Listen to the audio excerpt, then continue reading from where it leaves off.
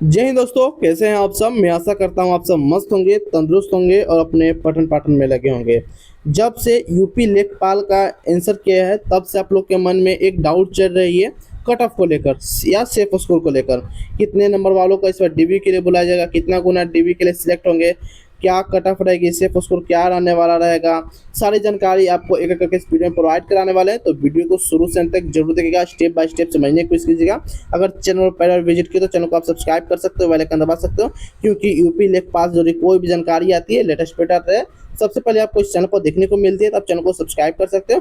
और सबसे बड़ी खबर इसमें यह है कि जो आंसर किया है लगभग उसके बाद 46.87% कैंडिडेट ऐसे हैं जो पासिंग अंकों से भी नीचे हैं। और जो लोग क्लेम कर रहे थे अपने आप को कि मेरा 80 क्वेश्चन सही है या मेरा 80 नंबर आ रहा है, वो तकरीबन 65, 60, 65 पर आके लटक चुके हैं। ऐसा मेरा कहना ही है। आंसर के आने के बाद का जो डाटा निकल कर आ रहा है उसके रिगार्डिंग हम बात करने वाले हैं। तो सबसे पहले अगर बात करेंगे कि टोटल इसमें कितनी वैकेंसी है और जो पेपर का लेवल है वह कैसा देखने को मिला है, इसके रिगार्डिंग बात करने वाले हैं। तो सबसे पहले बात करेंगे टोटल वैकेंसी को लेकर कि टोटल इसमें कितने वैकेंसी है। तो 7,994 इसमें टोटल वैकेंसी इसमें थी। प्रेजेंट कैंडिडेट की बात किया जाए तो उससे पहले बात करेंगे इसमें टोटल फॉर्म कितने भरे गए थे, क्योंकि प्रेजेंट कैंडिडेट से डाटा लेने के बाद जरूरी है पहले कि टोटल फॉर्म कितने भरे गए थे। तो टोटल फॉर्म भरने वालों की संख्या 8,90,000 यानी कि 9 लाख के अप्रॉक्स में टोटल इसमें फॉर्म भरे गए थे। वहीं अगर बात किया जाए शॉर्टलिस्ट कितने किए गए 9 लाख में से, तो 9 लाख में से तरीके लगभग 3,66,000 के तकरीबन इसमें टोटल शॉर्टलिस्ट किए गए थे।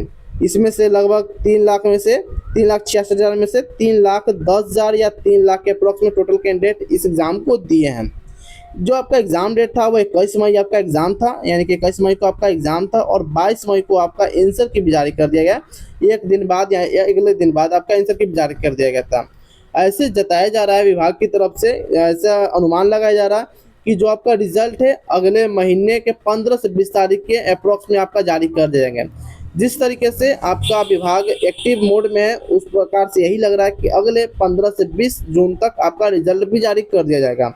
बात करेंगे जिसके एक्सपेक्टेड कट ऑफ को लेकर, उससे पहले बात करेंगे कि जनरल में कितनी वैकेंसी थी, जो काफ़ी इंपॉर्टेंट है क्योंकि जनरल से ही हम सभी लोग को पता चलता है कि यहाँ कट ऑफ क्या रहेगी। तो जनरल में 3205, ईडब्ल्यूएस की बात करें तो 792, ओबीसी की अगर हम बात करेंगे तो ओबीसी में 2158, एससी की बात करें तो 1679 यानी कि 1679, और एसटी की बात किया जाएंगे तो एसटी में मात्र 160 वैकेंसी, जो कि सबसे कम है। इससे कम ज़्यादा कम नहीं होना चाहिए था, काफ़ी कम है यह वैकेंसी 160। लगभग इसमें एसटी में 500 के अप्रॉक्स में वैकेंसी देना चाहिए था।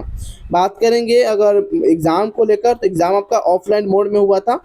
एग्ज़ाम जो आपका ऑफलाइन मोड में हुआ था 100 क्वेश्चन पूछे गए थे, टोटल 100 नंबर का आपका क्वेश्चन पूछे गए थे। ठीक है, और बात करेंगे आंसर के आने के बाद अपना जो भी किसी भी प्रश्न पर डाउट है वो ऑब्जेक्शन लगा सकते हैं। ठीक है, उसके बाद भी एक डाटा आपको निकल कर आएगी जो मैं आपको अगले वीडियो में जरूर बताऊंगा। जब से ऑब्जेक्शन खत्म हो जाएगी तो उसके बाद मैं आपको एक डाटा बताऊंगा कि बोनस अंक क्या देखने को मिल सकती है, नॉर्मलाइजेशन होगी या नहीं होगी, इसके अप्रॉक्स में बात करेंगे। अगर ऐसे बात किया जाए नॉर्मलाइजेशन होगी या नहीं होगी तो चांस ना के बराबर है इसमें नॉर्मलाइजेशन भी होगी, क्योंकि आपका जो एग्ज़ाम था वनडे एग्ज़ाम था, मात्र एक ही दिन एग्ज़ाम हुआ। एक दिन एग्ज़ाम में कोई भी नॉर्मलाइजेशन नहीं होती है, सभी को पता है। लेकिन अगर विभाग चाहे तो या वो कुछ भी कर सकता है, जैसे कि यूपीएसआई में किया। जो भी मैं कट ऑफ बताऊंगा इसमें भी वह कट ऑफ वैसी कट ऑफ रहेगी। अगर धांधली नहीं होगी धांधली या पेपर नहीं बिकेंगे तो इससे कट ऑफ ज़्यादा जाने की कोई चांस नहीं है। जैसे कि यूपीएसआई में देखा गया कट ऑफ आसमान से ऊपर चला गया, लगभग अंतरिक्ष में कट ऑफ चला गया। वो अगर उसमें आपको धांधली देखने को मिले, इसमें भी पेपर लीक का मामला देखने को मिल रहा है। कहीं कहीं ऐसे बताया जा रहा है कि पेपर लीक इसमें भी हुआ है, लेकिन वो अभी उभर कर न्यूज़ चैनल में नहीं आई है, तो मैं इस पर 100% नहीं कर सकता हूँ। लेकिन बहुत सारे कैंडिडेट का मम्मी पे मैसेज आ रहा है कि इस पर वीडियो बनाइए, क्या इस पर पेपर लीक हुआ है, मेरे सेंटर पर पेपर लीक होने का चांस है, मेरे पेपर चांस है या हुआ भी है। बहुत सारे कैंडिडेट कह रहे थे कि हमें डाउट है कि मेरे एग्जाम सेंटर पर पेपर लीक हुआ है। बहुत सारे कैंडिडेट ये भी क्लेम कर रहे हैं कि नहीं हुआ ही हुआ है। तो आप लोग कमेंट में जरूर बताइएगा पेपर लीक हुआ है या नहीं हुआ है, क्योंकि मुझे अभी 100% इस पर यकीन नहीं है या मेरे पास 100% इसके मेरे पास डाटा नहीं है, तो मैं आपको 100% नहीं बता सकता हूँ कि पेपर लीक है या नहीं है। लेकिन बहुत सारे कैंडिडेट का मैसेज आया है, मैं दिखा सकता हूँ। आगे बात करेंगे एग्जाम पैटर्न को लेकर। एग्जाम पैटर्न से पहले बात करते हैं। इसमें टोटल 3 भागों में आपका एग्जाम बांटा गया था, जिसमें पार्ट ए होता है, पार्ट बी होता है और पार्ट सी होता है। टोटल आपका 3 भागों में एग्जाम होता है। बात किया जाए पार्ट ए को लेकर, तो पार्ट ए में आपका जनरल अवेयरनेस एप्टीट्यूड से क्वेश्चन पूछे जाते हैं, जो कि 65 नंबर से आपका क्वेश्चन पूछे जाते हैं, जो कि 65 अंक का होते हैं। पार्ट बी से अगर हम बात करेंगे तो टोटल 15 प्रश्न पूछे जाते हैं, जो कि कंप्यूटर से पूछे जाते हैं। और पार्ट सी की अगर बात किया जाए तो टोटल 20 क्वेश्चन पूछे जाते हैं, जो कि यूपी जीके से पूछे जाते हैं, यूपी के कल्चर के रिगार्डिंग होते हैं, उसी के अप्रॉक्स में आपके क्वेश्चन पूछे जाते हैं। ठीक है, इसमें टोटल 100 क्वेश्चन 100 नंबर के पूछ जाते हैं, और साथ में 1/4 की नेगेटिव मार्किंग भी है, यानी कि अगर आप 4 क्वेश्चन गलत करते हो तो आपका 1 नंबर सही में से काट लिए जाएंगे। कहने का साफ मतलब यही, बहुत सारे जो ऐसे कैंडिडेट है जो पहला बार एग्जाम देते हैं या निगेटिव के बारे में उनका ज़्यादा नॉलेज नहीं होता, इसके रिगार्डिंग मैंने आपको बता दिया। अब बात करते हैं कि जो मेरे पास 1 लाख प्लस कैंडिडेट का डाटा आया, उसके रिगार्डिंग कितने नंबर वालों का एवरेज स्कोर बन रहा है, जो काफ़ी इंपॉर्टेंट डाटा ये है मेरे पास है। जिसमें देखिए बात किया जाए जनरल एप्टीट्यूड यानी कि पार्ट ए से अगर बात करेंगे, पार्ट ए में एवरेज बच्चों का कितना स्कोर बन रहा है, तो 65 में से लगभग मैं बात करूं तो 55, 56 और ज़्यादा से ज़्यादा अगर बात किया जाए तो 57 बन रहा है। इससे ज़्यादा नहीं बन पा रहे हैं, क्योंकि आप सभी को पता है कि 50% ऐसे क्वेश्चन थे जो बनने वाले थे और 50% ऐसे क्वेश्चन थे जो बनने वाले नहीं थे। सभी को पता है, आपने अगर एग्जाम दिया है, आप एनालाइज किए हैं पेपर को, तो आप सभी को पता होगा। वहीं बात की जाए कंप्यूटर को लेकर, तो कंप्यूटर में भी यही हाल देखने को मिला। 5 से 6 ऐसे प्रश्न थे जो सभी लोग से बना, जो एवरेज स्टूडेंट है, जो कम भी पढ़े हैं, उनसे भी कंप्यूटर के लगभग 5-6 प्रश्न बन गए हैं। लेकिन अगर बात करेंगे 7-8 ऐसे प्रश्न जो नहीं बने, उन्हें BCA वाले स्टूडेंट चाहिए, इंजीनियरिंग स्टूडेंट चाहिए, ऐसे वो क्वेश्चन पूछे हैं। ठीक है, उनको लेखपाल की जरूरत नहीं है, उनको इंजीनियरिंग की जरूरत है, ताकि कंप्यूटर खोल कर सके। ठीक है, तो उसमें भी 7-8 क्वेश्चन ऐसे जो नहीं बन पाए हैं। वहीं बात करेंगे उत्तर प्रदेश यूपी जीके से लेकर, यूपी जीके भी मॉडरेट टाइप का क्वेश्चन पूछा गया था। सभी से एवरेज स्टूडेंट 20 में से लगभग 14, 15, 13 के अप्रॉक्स में सभी से बन पा रहे हैं, कि 12 से लेकर 15 के बीच में सभी लोग क्वेश्चन बना पा रहे हैं। बाकी जो है 5-6 क्वेश्चन ऐसे हैं जो नहीं बन पा रहे हैं। ठीक है, करंट अफेयर से कुछ ऐसे क्वेश्चन थे जो नहीं बन पा रहे हैं, बहुत सारे क्वेश्चन थे। ठीक है, आप सभी को पता होगा। नेक्स्ट बात कर लेते हैं इसके कट ऑफ को लेकर। तो कट ऑफ से पहले मैं आपको बता दूं कि आपका जो एग्जाम का लेवल मॉडरेट रहा, इजी रहा या हार्ड रहा। तो ऐसे कि मैं आपको बता दूं तो एग्जाम का लेवल आपका मॉडरेट टू हार्ड ही देखने को मिला, इजी कह नहीं सकते हैं। ठीक है, मॉडरेट टू हार्ड या हार्ड भी बोल सकते हैं। बहुत सारे कैंडिडेट का जो डाटा मेरे पास है, लगभग 1 लाख प्लस कैंडिडेट का जो डाटा है, उसके रिगार्डिंग यही बताया जा रहा है। तो बहुत सारे कैंडिडेट मॉडरेट बता रहे हैं, बहुत सारे कैंडिडेट मॉडरेट टू हार्ड बता रहे हैं। तो आप एक लाइन में आप लेकर चल सकते हैं, मॉडरेट टू हार्ड आपका एग्जाम का लेवल देखने को मिला है। वहीं बात करें पार्ट ए की, अगर हम बात करें तो पार्ट ए आपका मॉडरेट पूछा गया। पार्ट बी की अगर बात की जाए तो मॉडरेट टू हार्ड आपका रहा, और पार्ट सी की अगर बात करेंगे तो मॉडरेट आपसे भी पूछा गया है, या मॉडरेट टू हार्ड आप कर सकते हैं। आई होप ये सारा डाटा आपको अभी तक आपको सारा कुछ समझ में आ चुका होगा। फिर कोई डाउट बचे तो आप कमेंट सेक्शन के माध्यम से पूछ सकते हैं। फिर उसके बाद बात करेंगे सिलेक्शन प्रोसेस को लेकर। तो सिलेक्शन प्रोसेस की बात करें, सबसे पहले आपका रिटन एग्जाम हुआ, उसके बाद एक बार DB होगा।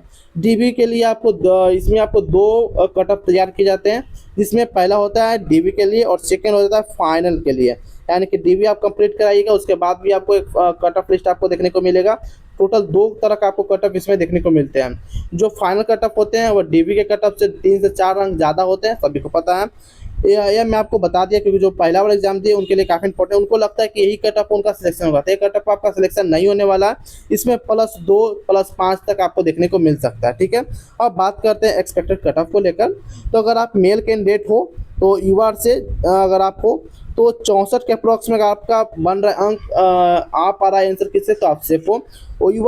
OBC से बात किया जाए तो 62, SC से बात किया तो 55 और ST के लिए आपको 53, और EWS की बात किया जाए तो 58 के अप्रॉक्स में अगर आपका अंक बन पा रहा है तो आप सेफ हो। मैं क्वेश्चन साइज की बात नहीं कर पा रहा हूँ, मैं अंक रो मार्क्स की बात कर रहा हूँ। ठीक है, अगर इतना आपका बन रहा है तो आप DB के लिए सारा डॉक्यूमेंट वगैरह तैयार कर सकते हैं। जो कट ऑफ बताया अभी मैं मेल के लिए बताया, मैं फीमेल के लिए बता रहा हूँ। UR से अगर आप हैं तो 62, OBC से अगर आप हैं तो 60, EWS से अगर आप बिलोंग करते हो तो 56, SC से अगर आप बिलोंग करते हो तो 53, अगर आप ST से बिलोंग करते हो तो 51 के अप्रॉक्स में आपका बन रहा है अंक, आ पा रहा है तो आप सेफ हो, कोई दिक्कत का मामला आप में नहीं है, आप डॉक्यूमेंट की तैयारी कर सकते हो। डॉक्यूमेंट की अगर बात किया जाए तो जितना भी आपका कास्ट सर्टिफिकेट है, या आप कह सकते हो कि आप जो भी कास्ट से बिलोंग करते हो, अगर रिजर्वेशन चाहते हो तो उसके लिए आपको अच्छे से कास्ट सर्टिफिकेट बनना चाहिए। आरओ लेवल का हो, या डीएम लेवल का हो, या एसडीओ लेवल का हो, तीनों में से किसी एक लेवल का बना होना चाहिए। ठीक है, कम से कम आरओ लेवल का तो होना ही चाहिए। आरओ लेवल से उसके बाद होता है एसडीओ, एसडीओ के बाद आपका डीएम होते हैं। ठीक है, एसडीओ तक हुआ तो और भी बढ़िया है, डीएम है तो और भी अच्छा है। ठीक है, अब बात करते हैं, अगर आप किसी भी स्पेलिंग मिस्टेक है किसी भी सर्टिफिकेट में, तो उसमें आप एफिडेविट लगा सकते हो। ठीक है, आपको मौका दिया जाता है सुधारने के लिए, एफिडेविट भी लगा सकते हो। कोर्ट में आपका एफिडेविट बनता है, कोई भी अगर पास का कोर्ट है। बाकी डॉक्यूमेंट के रिगार्डिंग और कुछ भी पूछना है तो आप कमेंट कर सकते हैं, वहाँ जब आपका विदेश सर्टिफिकेट प्रोवाइड कराया जाएगा। बात करते हैं, अगर आप यूपी पुलिस कांस्टेबल का भी तैयारी करते हो तो बुक आपके लिए काफ़ी इंपॉर्टेंट हो जाती है, तो चाहे आप खरीद सकते हो, क्योंकि इसमें काफ़ी अच्छे से आपको एक्सप्लेन किया गया।